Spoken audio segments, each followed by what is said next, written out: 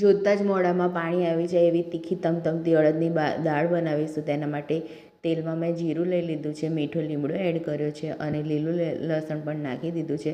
ત્યારબાદ મેં મીડિયમ 3 નંગ ડુંગળી એડ કરી છે, ઝીણી સમારેલી. ત્યારબાદ મેં તેમાં 3 લીલા મરચાં નાખ્યા છે. આપણે તેમાં 1 લસણની ચટણી એડ કરીશું. લસણ લઈને તેમાં 2 ચમચી મરચું એડ કરીને તે ચટણી આપણે ડુંગળીમાં ઉમેરીશું. સારી રીતે મિક્સ કરી લઈશું. ત્યારબાદ તેમાં મેં 2 નંગ ટામેટાં એડ કર્યા છે. ટામેટાં એડ કર્યા બાદ સારી રીતે મિક્સ કરી લઈશું. ત્યારબાદ મસાલા એડ કરીશું. તેમાં હળદર, મીઠું અને ધાણા જીરું એડ કરીશું. થોડું પાણી એડ કરીને ગ્રેવીને સારી રીતે ચડવા દઈશું.